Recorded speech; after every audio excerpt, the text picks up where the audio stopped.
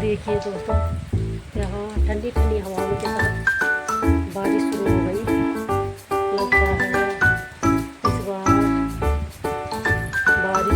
बरसात जल्दी ही शुरू हो गई है। ये रहा यहाँ का हवा के साथ साथ मज़ेदार बारिश हो रही है। कल तक 2 दिन से तो बहुत गर्मी थी, लेकिन अभी गर्मी से बहुत राहत मिली।